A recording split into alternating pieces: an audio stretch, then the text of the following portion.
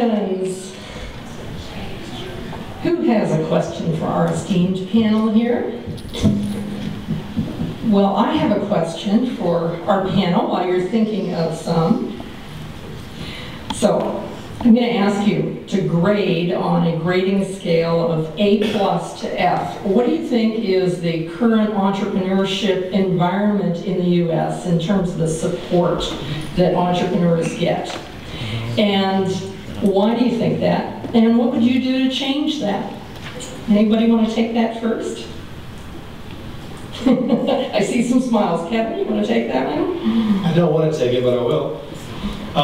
Knowing what I know, traveling the world, speaking to leading entrepreneurs from other chapters and cities throughout the world, traveling through South Africa and slums and Morocco. On a relative scale, I think the United States is a B+, and we have a lot of work to do. I think globally, it's a different situation.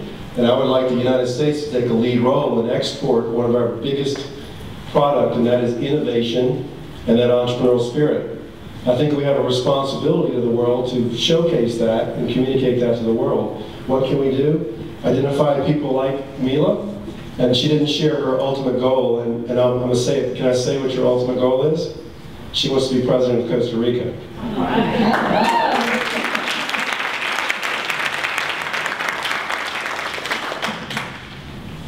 Well, thank you. Leslie, would you like to take that one? Well, I guess I'd like to comment on rural. I think it's probably more like a C+, but partly it's just that information about what's available doesn't seem to get out to the areas, and so if people aren't aware of it, or if the perception is that there's nothing available, the behavior matches that. So I think we've come a long way. It's even, it's better than it was. But I agree with Kevin that we're truly blessed in this country. They have a culture that supports entrepreneurship. I spent 3 months in Ukraine last year adopting a little girl. And in the time that I was there, I got so homesick for people that actually want to do something with their lives. I met so many people that just felt downtrodden and like the country and the culture was not there to support their dreams. So America rocks. That's great. Sheena or Bill, either you want to tackle that or should we move on? These are good answers. Yeah. These are good answers. All right, good. More questions from you. I know you guys got to have questions.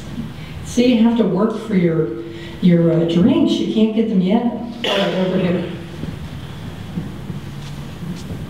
It's me again, I'm sorry. I'm curious, we were thinking about scalability, so I've heard Launchpad, 1,700 people signed up, and then you mentioned you were helping 10 or a few at the end, and I'm curious what the selection process is and what happens to the other guys who don't get selected. Is this a winner-take-all model, or do you have rather another process for helping these guys as well? Is that for me or for her? Or for both of us? That's for you, for the Launchpad? Every student who wants to come to the Launchpad can come to the Launchpad.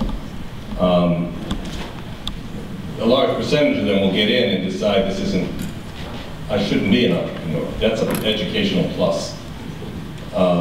We have to be cautious. I think right now we're in a kind of entrepreneurship bubble, and this is the top of the bubble right here in this room. We want to be sure not to make this into a cliche that everyone can be an entrepreneur. It doesn't mean everybody should be an entrepreneur or that everybody will be an entrepreneur. We don't really have a good process in American higher education for helping students who are good at it get better at it, and helping students who have never thought about doing it discover that they have the capacity to do it. We know from the research, I work with the Kauffman campuses, and we know from the research we've done with those universities that there's a high correlation between kids who form entrepreneurial intention and who come from entrepreneurial families. That's not a surprise. What about all the others? And that's where I said, if we don't tell them, who will tell them? Who will open that door? And the issue is you can't do that on a broad scale in a course for credit, minimally because you can't scale it. If 1,700 students decided to go to the business school and take courses in entrepreneurship, they wouldn't have enough faculty to do it. They wouldn't be able to get them in time to do it.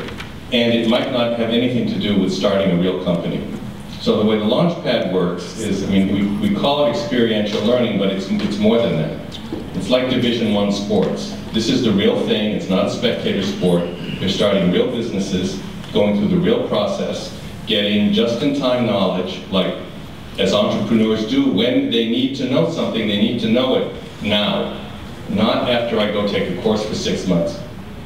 And it's an enormously energizing activity.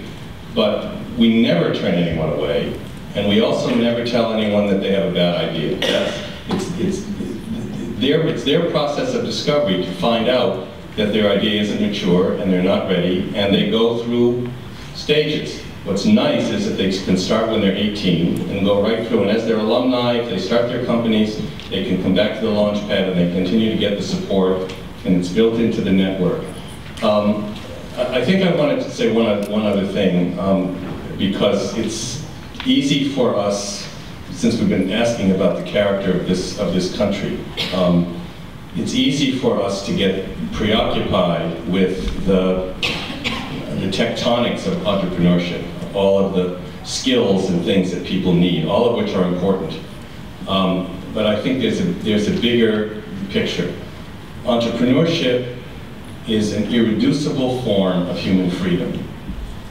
No other being imagines something immaterial and transforms it into something concrete that generates value for the person who conceived it and for the other people who use it and benefit from it. So when we get sort of worn out at the end of the day because we've been working on all the, did you think of this, and did you think of that, and did you think of this, we say to ourselves, and it's important that we all say to ourselves in this room, when we work with young people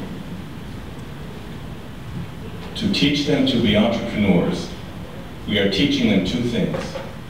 We are teaching them what it means to be free, and we are teaching them how to be free. That's your story. You're a free human being because of this activity. And however close an American young person gets to becoming an entrepreneur, particularly a displaced worker where they feel unfree, we should never lose, it's very easy for people to sort of dismiss this, we should never lose sight of the profound nobility of the work we're engaged in advancing entrepreneurship in this country. Well, thank you. And with that inspiring note, we want to thank you and give our panelists a big round of applause. Thank you very much.